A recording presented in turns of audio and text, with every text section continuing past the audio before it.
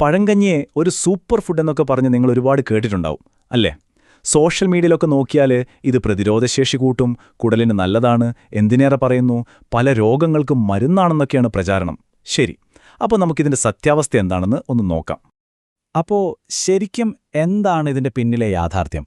ഈ പറയുന്ന അവകാശവാദങ്ങളൊക്കെ സത്യമാണോ, അതോ ഇതൊക്കെ വെറുതെ പറഞ്ഞുണ്ടാക്കുന്നതാണോ? ഈയൊരു വിശകലനത്തിൽ നമ്മൾ പഴങ്കഞ്ഞിക്ക് പിന്നിലെ ശാസ്ത്രീയ വശങ്ങളാണ് പരിശോധിക്കാൻ പോകുന്നത്. ഓൺലൈനിലൊക്കെ നമ്മൾ കാണുന്ന പ്രധാന അവകാശവാദങ്ങൾ ഇതൊക്കെയാണ്. പ്രതിരോധശേഷി ഭയങ്കരമായിട്ട് കൂടും, ഇതൊരു ഗംഭീര പ്രോബയോട്ടിക്കാണ്, അങ്ങനെ ഒരുപാട് കാര്യങ്ങൾ. നമുക്കിതിലെ ഓരോ വാദങ്ങളെയും എടുത്ത് ഒന്ന് കീറി മുറിച്ചു നോക്കാം. പഴങ്കഞ്ഞി എന്താണെന്ന് നമുക്കെല്ലാവർക്കും അറിയാം അല്ലേ? തലേന്നത്തെ ബാക്കി വന്ന ചോറ് വെള്ളമൊഴിച്ചു വെച്ച് പിറ്റേ ദിവസം എടുക്കുന്ന ഒരു ലളിതമായ ഭക്ഷണം. പണ്ടുകാലത്ത് പാടത്തും പറമ്പിലും കഠിനമായി അധ്വാനിച്ചിരുന്ന നമ്മുടെ പൂർവികർക്ക് ഇത് വലിയൊരു ആശ്വാസമായിരുന്നു. എളുപ്പത്തിൽ കിട്ടും, വയറും നിറയും, ചൂടുകാലത്ത് ഒരു തണുപ്പും കിട്ടും. അപ്പോൾ ഒരു സംശയവുമില്ല, സാംസ്കാരികമായി പഴങ്കഞ്ഞിക്ക് വലിയൊരു സ്ഥാനമുണ്ട്. പക്ഷേ ഇവിടെയാണ് നമ്മളൊരു പ്രധാനപ്പെട്ട കാര്യം മനസ്സിലാക്കേണ്ടത്. ഒരു ഭക്ഷണത്തിന്റെ സാംസ്കാരിക മൂല്യവും അതിന്റെ ശാസ്ത്രീയമായ ആരോഗ്യഗുണങ്ങളും രണ്ടാണ്. ഇത് രണ്ടും കൂട്ടിക്കുഴയ്ക്കാൻ പാടില്ല. ശരി, അപ്പോൾ നമുക്ക് ഓരോരോ അവകാശവാദങ്ങളായിട്ട് എടുത്ത് ഒന്ന് പരിശോധിച്ചാലോ? ശാസ്ത്രം ഇതിനെക്കുറിച്ചൊക്കെ എന്താണ് പറയുന്നതെന്ന് നോക്കാം.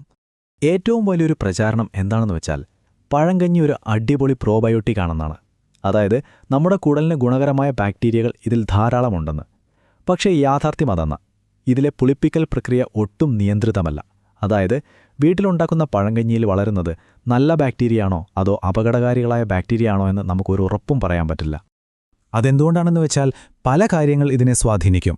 നമ്മുടെ കൈകളിലെ അണുക്കൾ, നമ്മൾ ഉപയോഗിക്കുന്ന പാത്രത്തിന്റെ വൃത്തി, എന്തിന് നമ്മുടെ അന്തരീക്ഷത്തിലുള്ള ബാക്ടീരിയകൾ വരെ ഇതിൽ പ്രവർത്തിക്കാം. കടയിൽ നിന്ന് വാങ്ങുന്ന തൈര് പോലെയോ മറ്റു പ്രോബയോട്ടിക് ഉൽപ്പന്നങ്ങൾ പോലെയോ ശാസ്ത്രീയമായി നിയന്ത്രിതമായ ഒരു സാഹചര്യത്തിലല്ലല്ലോ ഇതുണ്ടാക്കുന്നത്. പ്രോബയോട്ടിക്സിന്റെ കാര്യം അവിടെ നിൽക്കട്ടെ. ഇനി നമുക്ക് ഇതിലെ പോഷകങ്ങളെക്കുറിച്ച് സംസാരിക്കാം.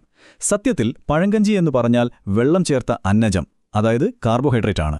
ഇത് കഴിക്കുമ്പോൾ നമ്മുടെ രക്തത്തിലെ പഞ്ചസാരയുടെ അളവിന് എന്ത് സംഭവിക്കുമെന്ന് നോക്കാം. ഈ ചാർട്ടിലേക്കൊന്ന് നോക്കിക്കേ.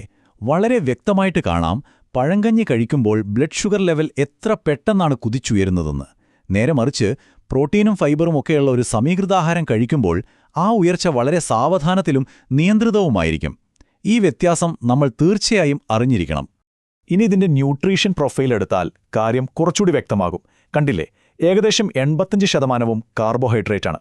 നമ്മുടെ ശരീരത്തിന് അത്യാവശ്യം വേണ്ട പ്രോട്ടീൻ, ഫൈബർ, നല്ല കൊഴുപ്പുകളൊക്കെ വളരെ തുച്ഛമായ അളവിലേ ഉള്ളൂ.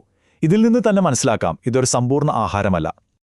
ചുരുക്കി പറഞ്ഞാൽ ഒരു സമീകൃതാഹാരത്തിന് വേണ്ട പ്രധാനപ്പെട്ട കാര്യങ്ങളായ പ്രോട്ടീൻ, ഫൈബർ, നല്ല കൊഴുപ്പുകൾ ഇതൊന്നും പഴങ്കഞ്ഞിയിൽ കാര്യമായിട്ടില്ല. ഇത് പ്രധാനമായും നമുക്ക് നൽകുന്നത് അന്നജവും കുറച്ച് വെള്ളവുമാണ്. അപ്പോ നിങ്ങൾക്കൊരു സംശയം തോന്നാം, പണ്ടുള്ളവരൊക്കെ അത് കഴിച്ചിരുന്നതല്ലേ, അവർക്ക് കുഴപ്പമൊന്നും ഉണ്ടായില്ലല്ലോ, പിന്നെന്താ പ്രശ്നം? അതിനുള്ള ഉത്തരം സന്ദർഭം എന്നതിലാണ്. നമുക്ക് നോക്കാം. പണ്ടത്തെ കാലമൊന്ന് ആലോചിച്ച് നോക്കൂ. ആളുകൾക്ക് കഠിനമായ ശാരീരികാധ്വാനമുണ്ടായിരുന്നു. അവർക്ക് ഒരുപാട് ഊർജ്ജം വേണമായിരുന്നു. ഭക്ഷണം കേടുകൂടാതെ സൂക്ഷിക്കാൻ ഫ്രിഡ്ജൊന്നും ഉണ്ടായിരുന്നില്ല. പക്ഷെ ഇന്നോ നമ്മുടെ ജീവിതരീതി ആകെ മാറി. നമ്മളിൽ ഭൂരിഭാഗം പേരും അധികം ശരീരമനങ്ങാത്ത ജോലികൾ ചെയ്യുന്നവരാണ്. ഇവിടെയാണ് ഈ ഒരു വാചകം വളരെ പ്രസക്തമാകുന്നത്. നമ്മുടെ പൂർവികർ ജീവിച്ച സാഹചര്യങ്ങൾ മനസ്സിലാക്കാതെ അവരുടെ ഭക്ഷണരീതികൾ കണ്ണുമടച്ച് പകർത്തിയാൽ അത് ഗുണത്തേക്കാളേറെ ദോഷം ചെയ്യും. ഓക്കെ, അപ്പോൾ ഇത്രയും കാര്യങ്ങൾ മനസ്സിലാക്കിയ സ്ഥിതിക്ക് ഇന്നത്തെ കാലത്ത് പഴങ്കഞ്ഞിയെ നമ്മൾ എങ്ങനെ കാണണം? ഇത് ആർക്കൊക്കെയാണ് പ്രശ്നമുണ്ടാക്കാൻ സാധ്യത? പ്രത്യേകിച്ചും ചില ആരോഗ്യ പ്രശ്നങ്ങളുള്ള ആളുകൾ പഴങ്കഞ്ഞി കഴിക്കുന്നത് വളരെ ശ്രദ്ധിച്ചു വേണം. ചിലർ ഇത് പൂർണ്ണമായി ഒഴിവാക്കുന്നതായിരിക്കും ഏറ്റവും നല്ലത്. പ്രമേഹം, ഫാറ്റി ലിവർ, ഇൻസുലിൻ റെസിസ്റ്റൻസ്, അമിതവണ്ണം, ഈ പ്രശ്നങ്ങളൊക്കെയുള്ളവർ പഴങ്കഞ്ഞി ഒഴിവാക്കുന്നതാണ് നല്ലത്. കാരണം നമ്മൾ നേരത്തെ കണ്ട പോലെ ഇത് രക്തത്തിലെ പഞ്ചസാര പെട്ടെന്ന് കൂട്ടും. അതുപോലെ വൃത്തിയില്ലാത്ത സാഹചര്യങ്ങളിൽ ഇത് ഉണ്ടാക്കി കഴിക്കുന്നത് ഭക്ഷ്യവിഷബാധയ്ക്ക് വരെ കാരണമായേക്കാം. എന്നാലും നിങ്ങൾക്ക് പഴങ്കഞ്ഞി കഴിക്കാൻ ഇഷ്ടമാണെങ്കിൽ അത് കുറച്ചുകൂടി ആരോഗ്യകരമാക്കാൻ ചില വഴികളുണ്ട്. ഒന്നാമതായി അതിൻ്റെ കൂടെ പ്രോട്ടീനും ഫൈബറും അടങ്ങിയ എന്തെങ്കിലും ചേർക്കുക. തൈരോ ഒരു കഷ്ണം മീനോ മുട്ടയോ അല്ലെങ്കിൽ കുറച്ച് പച്ചക്കറികളോ ആകാം. ഉണ്ടാക്കുമ്പോൾ നല്ല വൃത്തിയുള്ള പാത്രങ്ങൾ ഉപയോഗിക്കാൻ ശ്രദ്ധിക്കുക.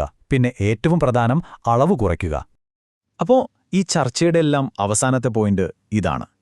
പഴങ്കഞ്ഞി എന്നത് നമ്മുടെ പൂർവികരുടെ അതിജീവനത്തിന്റെ ഭാഗമായ ഒരു ഭക്ഷണമാണ്.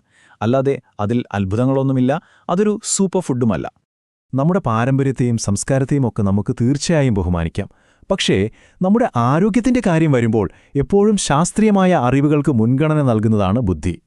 പഴങ്കഞ്ഞിയുടെ കാര്യം നമ്മളിപ്പോൾ സംസാരിച്ചു. ഇതുപോലെ ഹെൽത്ത് ഫുഡ് എന്ന പേരിൽ അറിയപ്പെടുന്ന, പക്ഷെ നമ്മൾ ഒന്നുകൂടി ആഴത്തിൽ ചിന്തിക്കേണ്ട